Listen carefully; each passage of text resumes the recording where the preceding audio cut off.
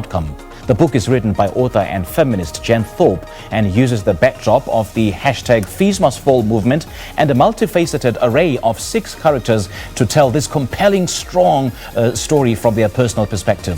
Well, Jen is joining us now via Skype and to share more on this book. Jen, a very good morning to you. Thanks for joining us. Welcome. Good morning. Thank you for having me. In your words, Jen, give us a brief description of what The Fall is all about and the significance behind the title. The Fall is about the student protests in some ways, but it's also in general about the way that our politics is complicated, is sometimes crazy, is sometimes a little bit magical. It follows the story of 6 characters, 2 of which are student protesters, as they try to change the future. So it's not 100% genre fiction, but it is a little bit of speculative fiction. So our main character can see 7 days into the future. She sees another student is going to be killed and they try to stop it. Well, speculative fiction, you say it is, and it centers around the hashtag Fees Must Fall protest. Do unpack this protest for us if you can, and what the underlying story you wanted to tell through it.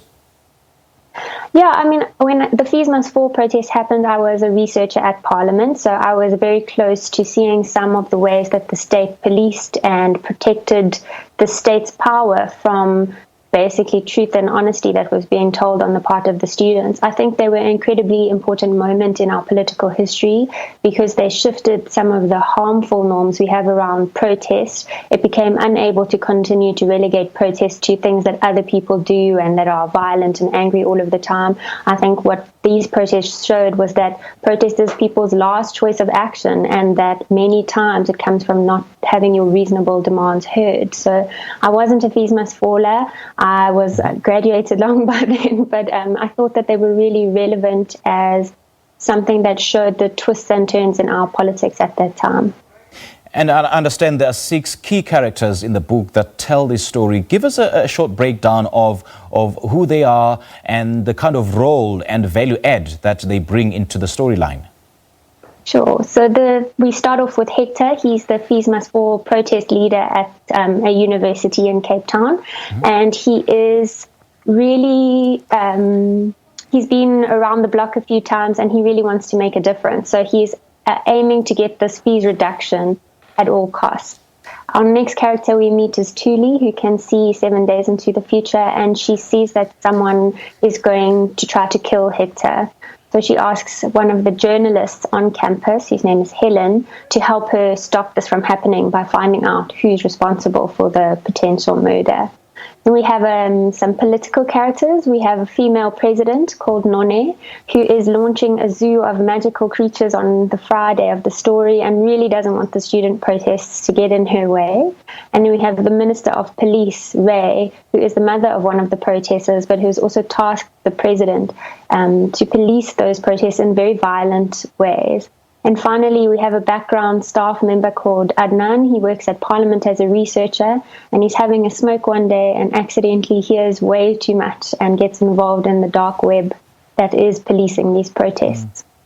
You know, Jen, I'm particularly interested in knowing more about President None in a moment. But for now, let's talk about Thuli. Her having the premonition of Hector being killed in just a week's time kind of shapes how the events in the book unfold.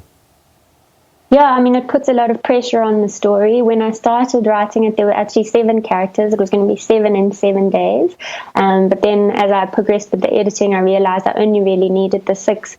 Thuli's ability to see the future is limited. She can only go forward up to 7 days, and she can't change anything, but she can see that by changing certain things in the way that people act in the lead up to events, she might be able to shift the future. So it really there's only a limited amount of time that people can change the way things turn out, and she really hopes that we will help her.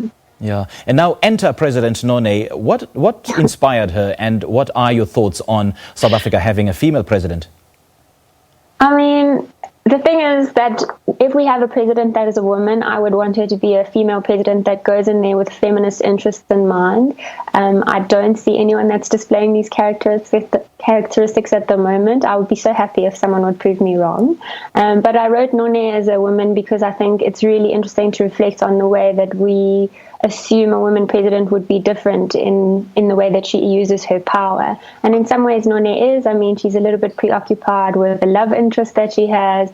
There's a lot of, how she looks and those types of things that all of us who breathe in the air of patriarchy somehow take on. But she's also really power hungry, and she's willing to do anything to keep things the way she wants them. What was she based on? I was a parliamentary researcher for 4 years. I've worked with the government in various ways for about 6 or 7 years of my career. There's plenty of wild, narcissist, crazy, power-hungry people in government that you just need to observe. At the time I was writing, Zuma was very much in power, and I think he would have been a very easy person to caricature, but that wasn't really what I wanted to do. I wanted to show the ways that power corrupts everybody, regardless of where you start out. No doubt, and by all means, women are very powerful, and a woman leader is even more powerful. So do you think that having a female president will sort of change the narrative for the better? And if so, what is it that a woman president would do differently? Well, I mean, that's completely up to the political party, unfortunately, with our political system. We have one political party in power at the moment that is ostensibly feminist. We have a Department of Women that is ostensibly there for women's interests, but I'm not seeing any feminism. Feminism requires a radical changing of the way our power relations work. So if we were to see a political party or perhaps an individual candidate arising who was pushing for gender equality and transformation, I think it would change the way that things are run. Just a common example right now is that our Disaster Management Act doesn't even mention gender. It hardly takes women's differences into account. It doesn't talk about the needs of LGBTIQ people during a disaster. And if we had a feminist president rather than only a woman president, we would see changes in law and policy like that, and we would do things better. We'd love to see that. Now, The Fall, Jen, is a work of fiction that uses the topic #FeesMustFall movement as a springboard. Take us through the process of writing this book. What amount of research went into it? I mean, I did a lot of research in terms of looking at the imagery of the movement, looking at the narratives around gender equality, around sexual violence that were coming out of the protest. But mostly it is a fiction, so I'm really not trying to represent the Fees Must Fall movement from a first-hand account, because that wasn't my story to tell. The importance of having the protest was that they push power negotiations, and I think that was really important for the types of characters that I saw in the story. They brought out very strong opinions in our public and in our media at the time of the protest, and I wanted to try and see things from different perspectives, so that's why I wrote about them in that way. Jen, we really thank you for using your literary genius to tell South African stories and, through a woman perspective. We appreciate your time. Thank you so much. Have a nice day. You too. Thank you. That's Jen Thorpe. She's a feminist writer and researcher based in Cape Town, joining us on Skype to talk about her brand new book titled The Fall. We'll take a quick break. We'll have more.